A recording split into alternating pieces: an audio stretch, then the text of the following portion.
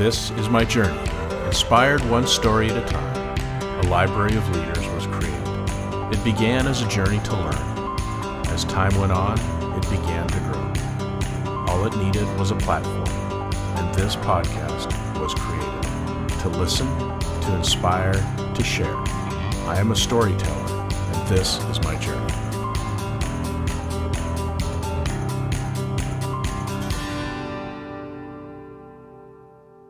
Welcome to another episode of Profiles in Leadership. I'm your host, Steve Anderson, and today our guest is Jason Yarusi, who is a charismatic communicator who electrifies every stage he graces. His magnetic presence, coupled with his captivating storytelling prowess, leaves audiences spellbound and hungry for knowledge. With an ability to seamlessly blend his personal experience with actionable insights, he transforms complex concepts into practical takeaways, equipping his listeners with the tools they need to conquer their own journeys to success. Jason is a private fund manager of over $300 million in commercial real estate. Since 2017, his company, Yarusi Holdings, has amassed over 3,000 apartment and commercial real estate units. Jason has built and exited multiple companies in construction, restaurants, a brewery, and multiple large apartment communities. He is an avid ultra runner and workout enthusiast. Jason is the host of Live 100 and the Multifamily Live podcast, runs a seven-figure multifamily mastermind, and coaches clients on Live 100 principles.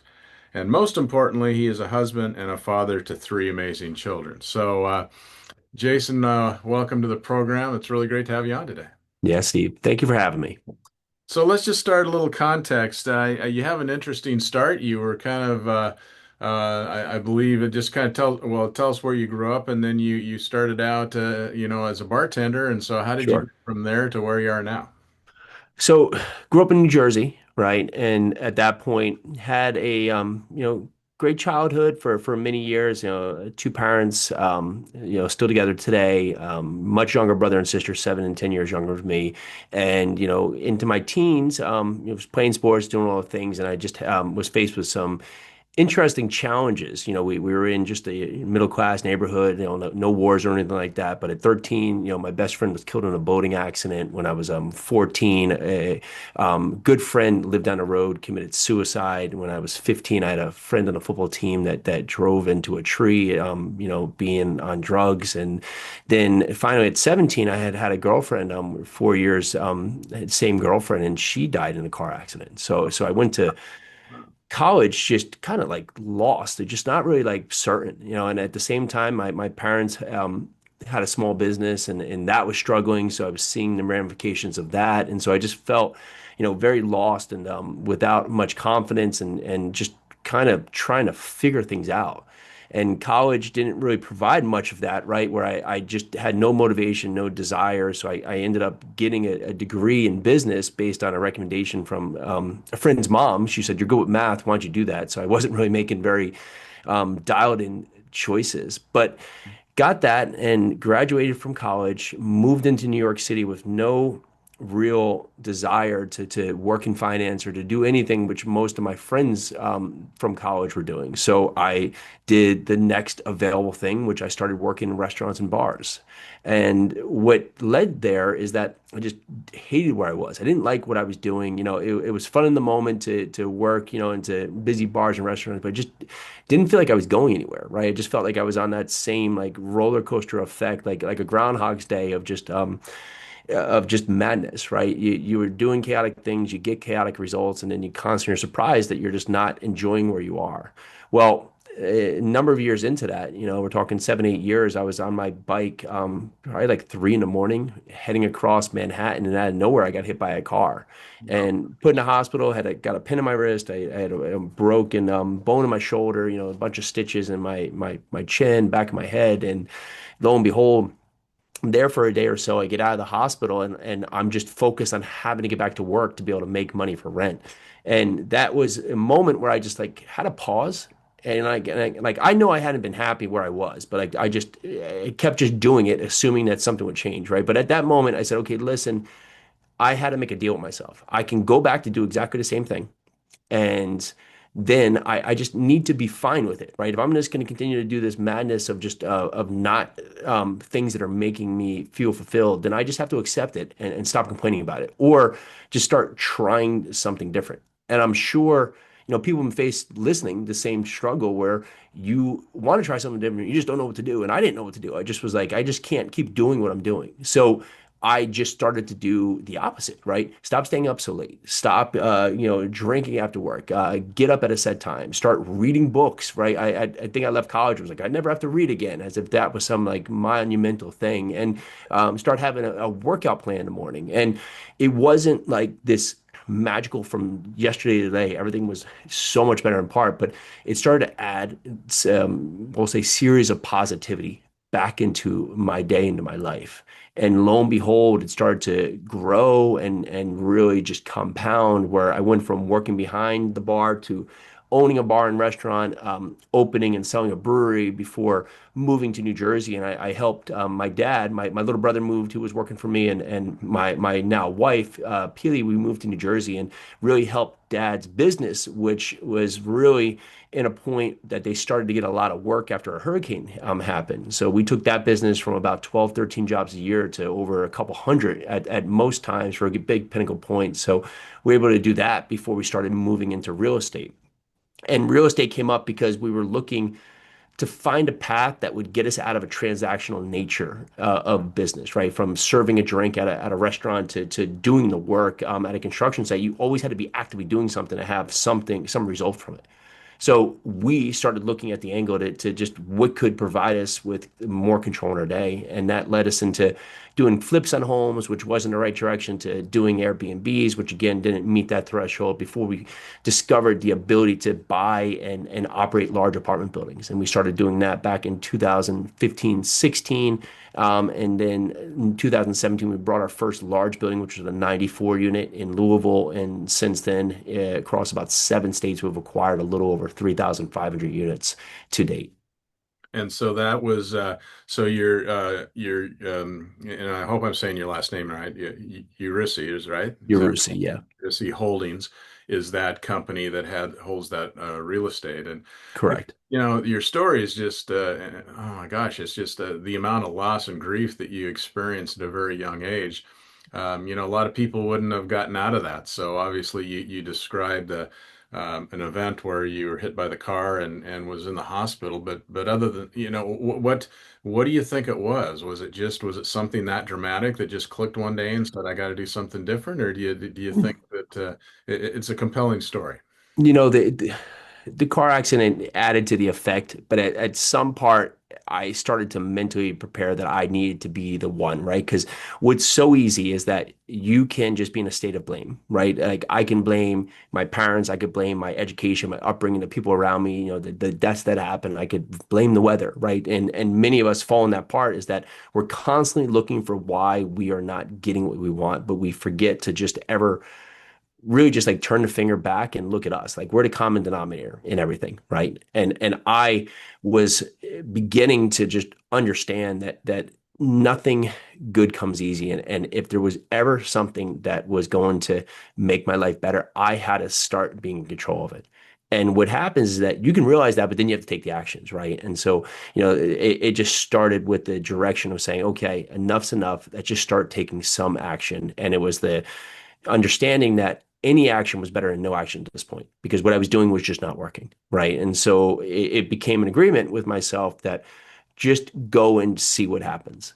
And Yeah. when you can start thinking like that and not expecting the result and you just start doing the actions, it opens your mind to what's possible out there. And it starts really, retraining your mind to look at things in a way of just seeing the light at the end of the tunnel and just instead of just saying, oh, we're in a dark tunnel. So is that kind of the foundation for your Live 100 podcast that you host? Tell us a little bit about that and what you try and address Yeah. during those episodes. So what we look at here is that it has three foundational blocks, right? Break, build, and magnify. And a lot of my discovery came where, years later when we started to have a very good amount of success in multifamilies, that a lot of people came to us just trying to look at their own lives and to see like, how did we do it going from like a bartender to owning a good large amount of investment properties and starting to have, businesses where we had teams and all of that. And I looked back and I wasn't, writing it down as I go, right? That's very easy. But in hindsight, it was that I really faced up and was self-aware about how I was showing up, right? So this first break block was instrumental. I was very self-aware about how I was showing up, and it wasn't the point of kicking myself or beating myself down, but I started to own it, right? Okay, I wasn't showing up, I was showing up negative. I was showing up, in a fashion that I was constantly, will say, hate or just an ugly mindset, right? So okay, fine. I started to own it. And it wasn't kicking myself or just saying, okay, listen, this is how you're showing up. If you want to have success and you want to be the person in the future who is able to, have a happy life, enjoy what you're doing, does that person show up with these same, same beliefs, same thoughts, same traits? And the truth is, it's being honest with yourself that it's a no. Okay, so the person I want to be, how does that person show up? And you have to start positioning yourself to be that person. And usually we just want to stay exactly where we are and say, I want to be these things. I want to have a great, great wife. I want to be able to, live in a great house. I want to be able to make a certain amount of money, have a great business, have this car, this life, or have this body, right? But we're not looking at who we are today and matching them up. We're just trying to say, I want these things without looking back at ourselves. And that was one of the key things that really started to change things. Because when you do that, it starts setting the mold. Because if you know exactly how you are today and then you know where you want to be, you can start creating that connection instead of constantly having disconnect. And you can look at the habits, the rituals that that person needs to do to accomplish that, and then intentionally go after it. And through that, you become, it creates a level of being uncomfortably brave to what's ahead. Yeah. Because usually the disconnect is so big between who we are and where we want to be that we're fearful of making any change because we think the worst is going to happen already when we're just not happy already with where we are. Yeah, and I think one of the key things I heard in that, and I've heard you say before too, which, you know where you're at and you know where you want to go, but I think the thing in there too that's very important that I talk about all the time with my clients, whatever, is just owning your own behavior, being responsible for your own behavior, because as you say, you can blame other things. You can say, I had all these experiences and I had this and that, and you can play the victim role and, poor me. But if you own your behavior, I think it changes the dynamic. Oh, 100%. And it comes down a lot to just saying, okay, well, how do I do that? Well, you look at what you can control, right? And if you look at what's in front of you that you can actually change, right? The weather is not one of them, right? We have people that will set their whole mood based on the weather, and you look at that and you say, okay, I understand, right? When you can start getting those things off your plate and just saying, okay, there's things out of my control, right? Traffic may happen, someone might get in a car accident, it's going to slow me down for the day. I may get a call for just some need, right? These are things that just pop up. But what can I control? I can control how I react to it. And that starts setting the stage for you to just really put yourself in a better mindset. And the biggest key to understand is that we don't need massive change. We just need small adjustments. And when we start making these small adjustments, they become actionable and attainable. And it becomes a path forward instead of saying, oh, I just would have to do so many different things. Well, what are those things? Are you sure there are so many big changes? Yeah. Right? And it's just looking at your life in the future and really building back to where you are today. And it starts creating the roadmap for you to go on. Well, you may have just said a couple of them, but what are the key pillars of kind of that Yeah. 5-100 that drive that transformation we're talking Yeah, about? so breaking your state, right, goes on elevated self-awareness, owning where you are and positioning yourself for greatness. And then the foundational block two is building your future, which is based on mastering habits and rituals, and then intentionally executing, and then becoming uncomfortably brave to what's ahead, right? When change happens, there's a lot of resistance, right? And whether it be in yourself or it could be around, people that are so used to you and the way you are. So you just have to be uncomfortably brave to that, to know that's coming because you know you're on the right path.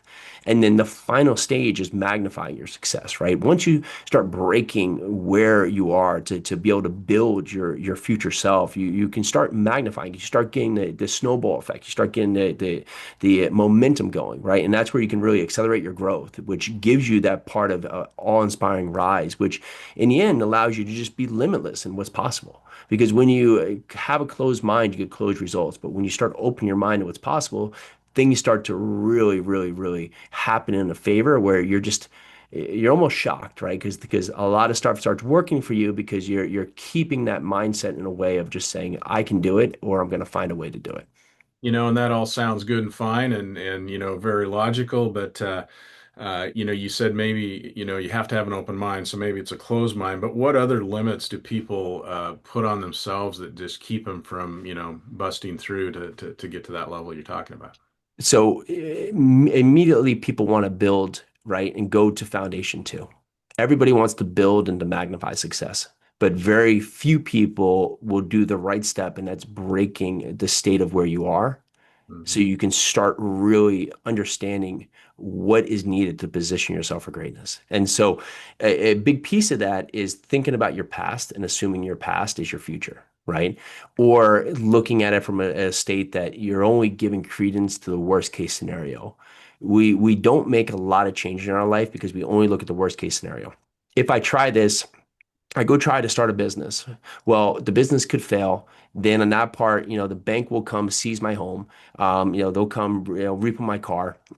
Someone will come take my dog, right? My wife will leave me, right? You go to the worst case scenario of what would happen. So you just get paralyzed. But if that's the 1/10 of 1% option that could happen out there, you have to give credence to the best case scenario. What's 1/10 of 1% of the best case? You create this business, right? And this business goes on to support your family for generations. You end up having thousands of employees. You really set the stage to not only be able to help your family for generations, but help all the employees who work for you. You create this great life. You're able to give back to foundations, right? You can look at these things and it just gives your mind the ability to understand that there is another path forward, Yeah. right? Instead of just always seeing the worst case. So the biggest thing to get is that you have to get out of your own way.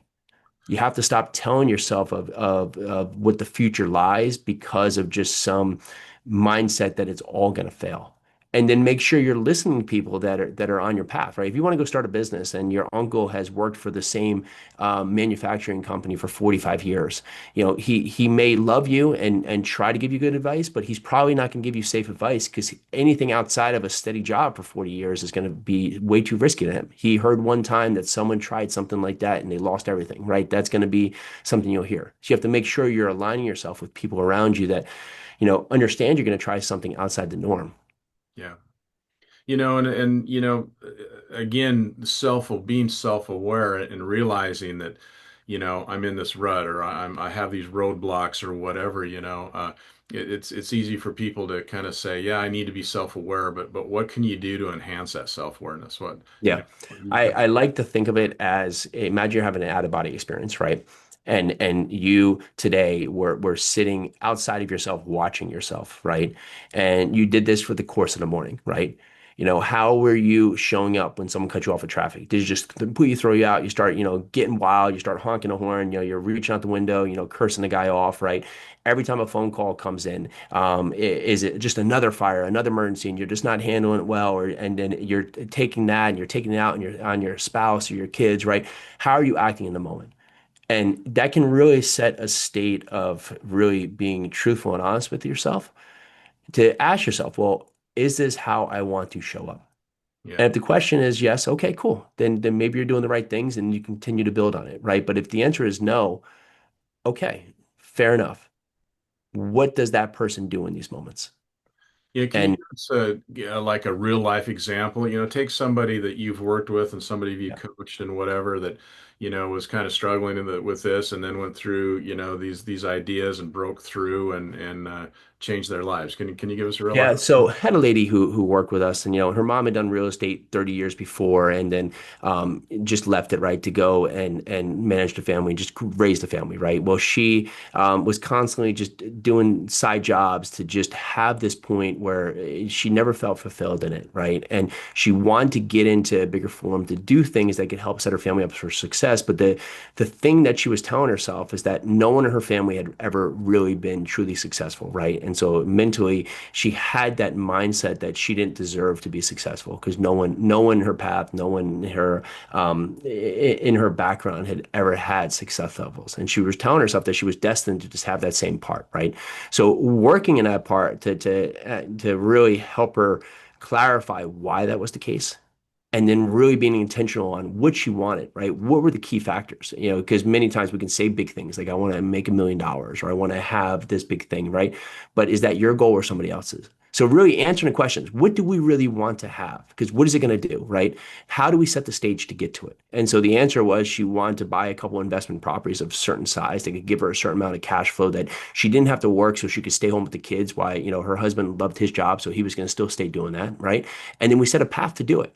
And the mental block there is that we started looking at these things and stopped treating every block like Mount Everest. Just make them the speed bumps where they are. So we helped her set a path forward to understand that it wasn't the it wasn't her path to have failure and to not be successful. There was a path to get there, but we just had to lay down what that path was and what were the steps to take.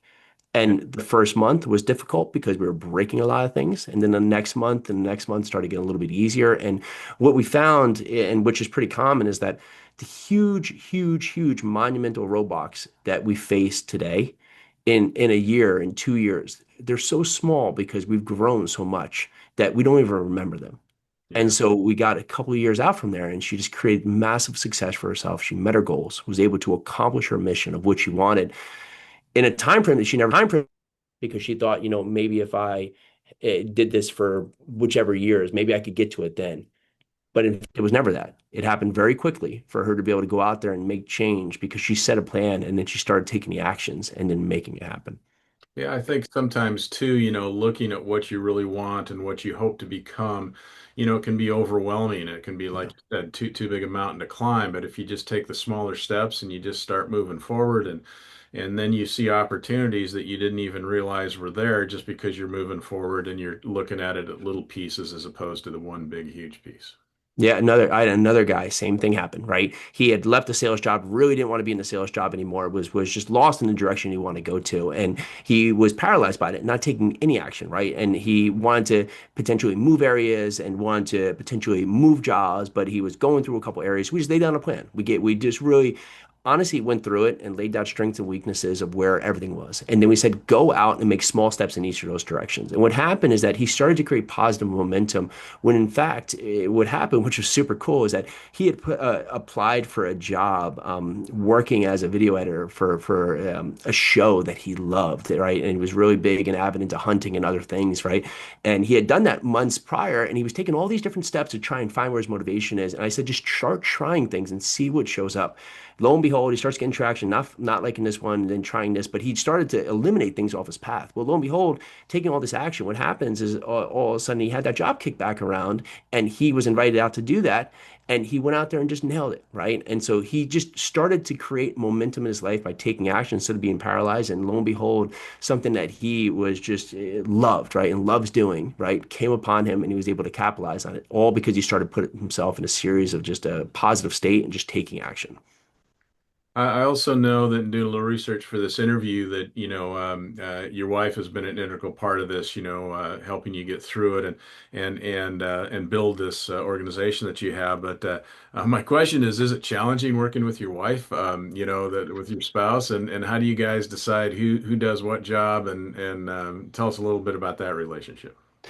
It's actually the interesting thing is it came as the relationship came out of working together. We met each other working in New York City in bars, right? And so we were working together for a number of years in our own relationships that weren't great for us, and we finally just made a connection after those years. And so we had to discover how to be a couple before how to work together. And we've always had that path where working together has been very easy with us, right? The one thing is like when COVID happened, we made a very clean route that if something had ever come up like that, she would go all family and I would go all business, right? And so that's been our direction. And she's my partner, 50-50. She's my partner. She's given me the power for most of that. But most of her days now are really targeted on family and other points. And she'll come in probably once a week and handles a lot on investor relations. She loves talking with people, loves being on the phone, loves being in front of people. So a lot of her energy goes to that today, while I handle the operation side of the business. Yeah, yeah, interesting. Now you're also an ultra marathoner, so I hear you wake up at some godly time in the morning and get out on the road and get those legs running. So tell us a little bit about what that's like Yeah. for you and why do you do that? It started to be my change, right? And it became my pattern of what I need to do to really set myself in the right mind. So I do wake up early. I get out the door, I get exercise in, I get a meditation in, I come back. And what I found, I have, three kids, they're now 6, 8, and 10, and I get to have that time with them. Instead of me being rushed in the morning, I take that time with them. I take them to school, right, and then get with my day. And that's allowed me to be focused and get myself on a winning track in the morning out of the gate. And that was one of the recipes that I discovered worked for me to really set the stage for how my day needs to go. Hmm. And that takes real discipline. So is Yeah. that just something that is who you are, or did you have to really work hard to create that discipline that it takes to do something like that? Both. There was years where I just was really my own worst enemy, right? And on that part, I had to make that commitment to start making that change. And it you want to say it gets easier, it becomes what you do, right? But each day can bring challenges, right? And not every day do you want to get up and get a workout in, right? Most days you're like, okay, like let's go. But once you get going, that's the piece. Once you start, it's hard to stop you, right? But you just got to get started. And that goes with just everything, right? You just got to get going. And then a lot of things get easier from there. Do you do it? Do you compete in it? Do you do it in competitions, or is it just something you do solo? Yeah, you mix of both. I've been doing the last couple years about one or two races a year where I'll get out there and do the race. And now most of these long races, I'm not competing against the best of the world or people winning it. These are more competitions against myself, right? 100 miles, my goal is usually about under 21 hours, right? But I've done, 50 miles, 50 Ks, 100 miles, 75 miles. So I've done all different kind of running, a bunch of marathons. So I've done those, and I enjoy doing them. I also enjoy, kettlebells and other parts of my workout right now, but I find that that's a good pace because it's hard to break away, especially now I'm coaching a bunch of the kids' parts for more than that during the year.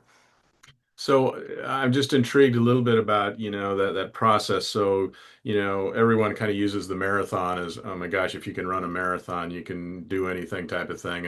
And, a lot of strategy of that is just get to the next, hill, top of the hill, or the next, stop sign, or the next thing is kind of how you do it. On an ultra marathon, what's your mindset? How do you just keep rolling without thinking of the enormity of what you're trying to do?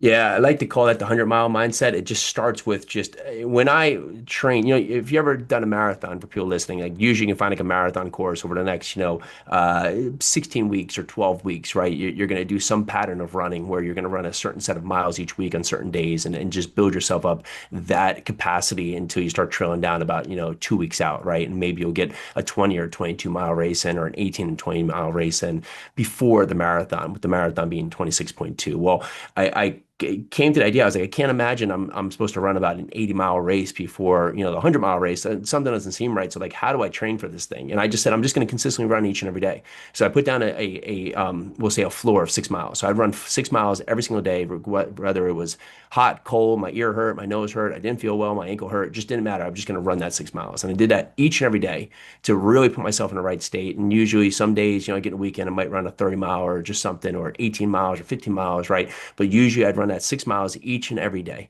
And when I got into the race, it was the enormity of it that usually, oh, well, shoot, I'm going to start this. I only have 100 miles to go. That's like most of our goals. Very scary. Might as well stop now. But I said, well, let me just run that 6 miles to that first aid station and just see what happens. And then got there. So, okay, let's keep going, right? And run to the next one. And then the next one, right? And then you get, 45, 50 miles and it starts getting tough, right? And I said, okay, maybe let's run to the bridge. Okay, let's run to the tree. Let's run that next 500 feet, right? And at each point, I was like, oh, maybe this is the point. Let me stop. Well, I say the agreement would be, let's just get to that next point, and then we can have that conversation again. And you just keep that pattern of the small successes where lo and behold, you look back and you're at 100 miles over the course of just a series of 6 mile runs that have happened throughout that day. Yeah, it reminds me a little bit too. I saw an Olympic caliber marathoner doing one of the big races, and from the U.S. and he was supposed to, get first or second, and everyone was, and then he didn't. He just didn't have a good day, and he was probably going to get, 15 or 20 or whatever. And so, but he kept running, and at the end of the race, the announcer said, "Well, everyone expected you to win or get second, and you didn't. Why didn't, if you're not having a good day, why didn't you just stop?" And his comment was, "Well, because I know that if I stop, then I have an option from here on out. I don't want that option." So Wow, I that's thought that great. was a Yeah. really interesting mindset to have on it. Yep. 1,000%. Very well said. And I think you said earlier when this fits your break pillar, but you say, if you want to change your life, you just have to stop doing stuff you're doing. I mean, you can't expect change and do everything the same way you've always done it. There's many things you're doing that are great, but I like to equate it is that you have 75, 80,000 thoughts a day. If you're repeating 80% of them and even 20% of them are negative, it's hard to overcome the negativity just even with the rest of the 80%, right? If you took a cup of water, right, and you put one drop of just black dye in it, the entire water have distorted, right? So if you think of that glass of water as just pristine positivity, and you think about that little drop distorts that glass of water. But in the same end, if you had a cup of black coffee and you just take a drop of water and you put it in there, there's almost no change, right? So it's very hard to just overcome a mass series of negativity. So you have to be really focused and really conscious about making the effort to just look at your thoughts, be focused on the words that are coming out of your mouth, to just look at it and just saying, are you immediately going to the negative? Are you immediately thinking of the negative? Are your words coming out and say, oh, it's always me, or this is happening, or just probably can't, probably won't, instead of why not me? Why can't I make the change, right? And when you get focused on that, you can at times simply see that some of the things you're doing right now are very clearly your roadblock, very clearly what's setting you from getting on the path that's going to lead you to where you want to go. And when you're on this journey that you want to change and you want to do things in a different way, how important do you feel mentoring is or mentorship is in that process? I've had mentorship in a lot of my life, and it's been very helpful. Now, the mentorship is not to do it for you, right? It's not to go and really accomplish the mission for you. It's to look at you and give you some practical steps that can just help you pivot. And that's where the best mentorship comes in, right? They can give you feedback and advice and guidance that can give you the next couple steps that can pivot you. Because usually we're not going in the absolute wrong direction, right? We might be going in a direction where we're 2 or 3 degrees off, right? And if you took a plane from LA to New York and you were 2 or 3 degrees off, you're going to end off in DC, right? And so if you think about that direction there, if you're just a little bit off course with your life, if someone can help see that, because I had a friend say once, it's hard to read the label when you're stuck inside the jar, and that's many of us. It's hard to see how we're showing up, even though I give that exercise of an out of body experience. It's hard to really see that sometimes of how we're doing it, and then someone puts their finger on it for you, and a mentor comes in and just helps you identify this. It becomes very clear and very clear very quickly. And it's true. I work with clients and think of myself as well. It's like we all try and avoid the uncertainty, but uncertainty is just inevitable, right? I mean, Yeah. we have to move forward, and sometimes you don't know where you're going to end up. But again, it's that moving forward and getting to the next milestone and getting to the next accomplishment and so on to continue down the path. 100%.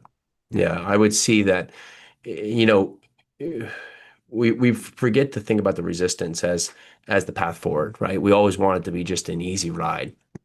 Yeah. And I get it. So do I, right? But the reality is it's not going to be. And at certain points of growth, you're going to face resistance of all levels, but the resistance gets easier and easier and easier, right? And I was thinking, my son, we moved down to Tennessee, and there's a sport that we didn't have in New Jersey, is trap shooting, right? So he was a fourth grader doing trap shooting, right?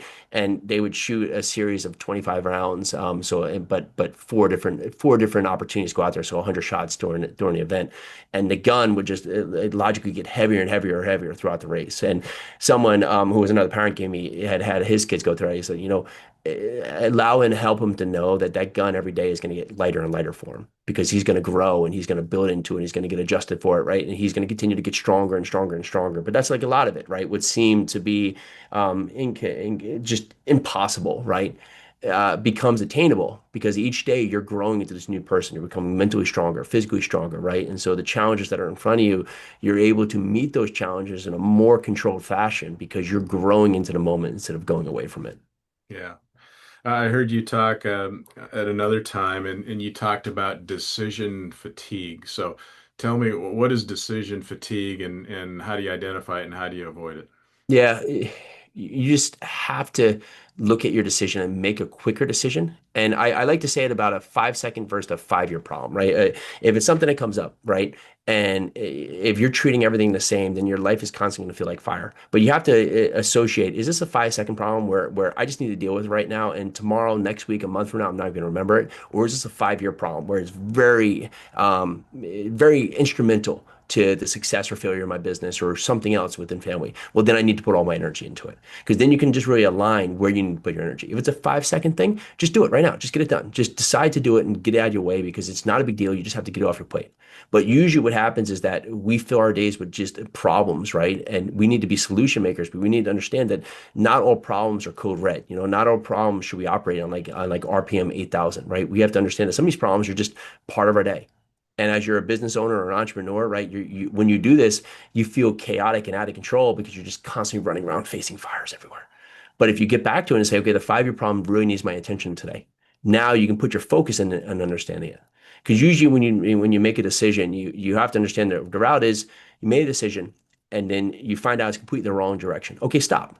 Okay, turn around and go the right direction. Or you make a decision and you find out it's yeah, maybe right, maybe wrong. Okay, so what can we learn from this? How do we pivot to be right? Or you make a decision, right? And you're completely on the right direction. Okay, well, keep going, right? Take the next step and the next step. But we forget about the fourth thing. The fourth thing that happens is that you choose to do nothing. And what really is missed there is that's still a choice. The first three you chose and took action, but the fourth you chose. But if the choice is to do nothing, then you have to understand that the results you're going to get, most notably, is going to be the same thing you have. So are you okay with that situation? And that's where I was for years. I was choosing to do nothing and then being disappointed that I wasn't getting a better result. What is your superpower? And, along with superpowers, there's often a dark side of that superpower. So what's your superpower, and what's the dark side of it? Yeah, we'll say discipline and perseverance, right? And at times, when I think there's a path forward, I will push for that path forward, right? If I think there's a solution out there, right, I will push the team and others to get to that solution where sometimes other people will stop. And so the difficulty with that is that, if I'm at that point, I know we'll find it, right? But it sometimes stresses the bounds and makes people reach outside their, we'll say, comfort zone because if I think that there can be that solution found, we just have to ask the right question. And what I usually find in this is that we're asking the wrong question or we're asking the wrong person. And it can be a combination of both, right? But if you're asking someone and the first person says no, you might be, oh, I guess it's a no, right? But maybe, they're not an employee empowered to make that decision. Maybe they don't even know what's possible, right? Maybe we're not asking them the right question, right? But when I find that if we keep after the path, if we believe that there's that destination at the end, we will learn what the right question is, right? Because we can't get the right answer without the right question. And couple that, we will find ourselves in front of the right person who can give us the best response. I understand you do some keynote speaking as well. So what's your typical keynote speaking engagement look like? And Yeah. is that something you really enjoy doing? It's a lot of fun to get in front of people. I like to talk and live 100. I like to talk on leadership and perseverance. And I also talk a good amount on really money raising and asset management for real estate. So those two things are really two things I enjoy doing. And what I found here is that you want to give people the ability in themselves to make themselves permissible to take action Mm. because they feel like their feet are in concrete at many times. But Yeah. if you can give them the intention and the actions and then make them understand that progress is all they have to feel, you leave those talks with a lot of people who will go out there and take that first step, which is the most important step because you can't take the 100 without the first. but Yeah. you get people to go out there and take that first step and you find results happen. And that's just the most logical approach is that we just need one big step from you today. And your life can start to, on a completely dramatic fashion, to create positivity and create the results that you're looking for. Now you've created this framework, and see if I pronounce it right. Is it Ikedo or Ikado? Ocado, yeah, Ocado is a lot built on Live 100, and with that, Ocado is 100 in Greek, and I had this like Greek statue that was formed out of one of my bulldogs, and that's kind of where the recipe for the name came, right?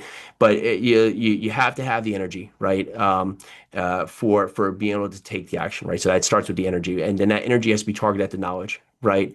And that knowledge is really at the part of just saying, okay, who can I surround with myself? The mentor, you have to find it through books or podcasts like this, right? Where I can get that knowledge to aspire to the new person I want to be so I can start transforming myself to the life that I want and then optimize the results I have. So a lot of that transitions into the word Ocado. It becomes that acronym for energy, knowledge, aspiration, transformation, and optimization. Now, in part of your business, we talked about the real estate holdings and you're managing that and so on, but you also do some coaching with clients. Is that correct? We do. We do. We do. What? We work people and help people go through a framework here to really assess where they want to go and help them use the Live 100 principles to build a roadmap to get there. And it's a lot of fun, right? It's a lot of fun to help people just make small changes. Sometimes it's not even very big changes, many times not, but just help them open their eyes to just a whole new world that can really come at them very quickly and easily if they just start changing little things within their day, within their mind, within their settings.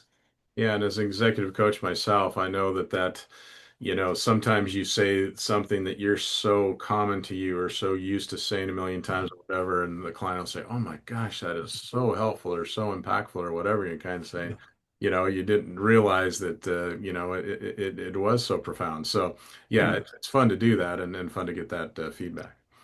Yeah, all Question. day. People are never too far behind or too far ahead, right? It's that sometimes they need to hear what you heard 5 years ago, and it's a complete new thing from you. Yeah. And when you're helping people, you have to remember the mindset of where you are today is potentially where they're trying to get to, or so you have to talk to them to teach them the steps you did because they don't already know that, right? They haven't had that lesson before. They may have never had that lesson come into them or that verbiage been implored upon them. But if you look at that and you say, okay, let's talk through what you're doing and then let you discover where you want to go, you can empower them to go out to make the decisions because many times they know what they need to do, right? They just need to have someone along the ride with them that can help support them through each of the steps. Yeah, yeah. So when you look at your day now, you're running this, holdings company, and then you've got your coaching service. So what percentage of your time is coaching? What percentage of your time is running the other part of the business? Yeah, so we actually have a couple businesses. I have the investment firm, a property management firm. We have a couple of plumbing and HVAC companies. So that's usually about 95% of my day. And then we'll do 5% it will be about coaching. Yeah. Okay. Okay. So, in anticipation of our discussion today, what haven't I asked you about, or what haven't we touched on that you want to be sure and get into the program today? We've done a fantastic job. I mean, really great questions. We dove on a lot. I have a very short form podcast called Live 100 Podcast. It's 5 or 6 minute quick hits about just action items that you can go and reflect on and take action today. You can find that in all the podcast platforms or YouTube. And then a multifamily focused podcast called Multifamily Live. If you want to learn about, the tools, the steps that we've taken to buy, operate, and manage efficiently multifamily properties, you can listen there. Yeah. Now you're in Tennessee now, you said, right? I'm in Tennessee. I'm south of Nashville in Murfreesboro, Tennessee, but I was for many years up in the Northeast. Now I also heard that you're like a wannabe chicken farmer. You got a bunch of chickens out there you're taking care of. Yeah. Well, again, my wife, she fills a lot of our days. We've been very happy with the farm we've created. We have some farm dogs, some chickens, a bunch of crops, and so that's been a very fun experience. She's had that when she's born and raised in Hawaii, had a farm there. So one of our goals when we got here is to find property where we could go and support having a farm. And so we did that a few years back, and it's been a ton of fun. So now, with a name like Yarusi, is that's Italian, correct? It's Italian. It's actually so there's no Y's or K's in the Italian language. And so when the family came through Ellis Island to, we'll say, facilitate what potentially they thought at the point of a name that couldn't be pronounced well, they changed all the I's, which start the name IA. They changed them all to Y because the I almost has a Y sound to it. So they all got changed. Pretty much the majority of all of our family members have the YA, and then they took out the double R's and double S's. So the YARUSI instead of IARRUSSI. Yeah, interesting. So how was your adjustment to Italian kid from New Jersey, moving down to Nashville and doing more of the Southern farm life? That must have been Yeah. an I adjustment. still keep my pace, right? And so I think the Tennessee's had to adjust more to me, but I would adjust anywhere, right? You live in New York City for a while, and that's prepares you for all different kinds of surprises. You miss the pace of the city at the point or pace of cities, but we love just being here. The kids love it. Great school, great people. So we've enjoyed all the moments. So what's in the future for you, Jason? What are you looking for? What's exciting to you in the next few years? It's been really fun watching the kids discover all the things to do. So I've been very happy doing that, happy coaching some of their sports and be involved with that.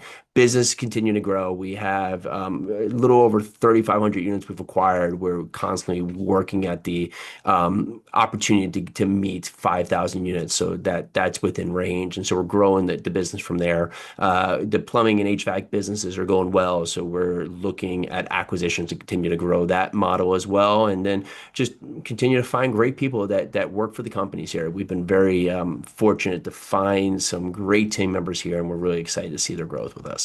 And about how many employees do you have across all those businesses?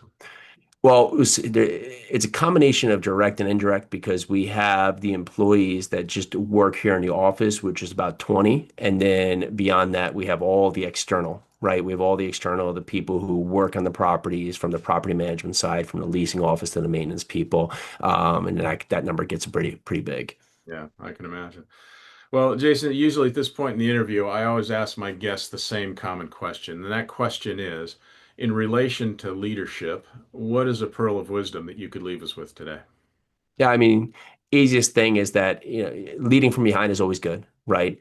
And then showing and telling, but telling and doing is just as powerful, right? And many times we want to tell people what to do, but showing them through your own actions speaks volume. And then just noting that your team around you makes the leader, right? The leader can help pull people through, but they get empowered by the leader. So the leader is not the boss to put people down. It's the ability of the leader to bring people up. Yeah, yeah, well said. Well, Jason, it's been a real pleasure. It's nice talking to you. It's nice to hear your Thank you, Steve. story. It's fascinating to think of, all the things you had to deal with as a young man and try and make sense out of it and make purpose out of it, and then create a life that that gives you a new purpose and be proud of. So it's an Thank you amazing very much. story, and it's great to talk with you. And thanks for sharing and being vulnerable with us today. Thank you very much. Yeah, well, take care, and maybe we'll run into each other down the road one of these days. Sounds like a plan. Okay, bye bye. Thank you for listening to another episode of Profiles in Leadership. To listen to all my interviews, subscribe to Profiles in Leadership with Steve Anderson on Apple Podcasts, iTunes, and many other popular podcast platforms.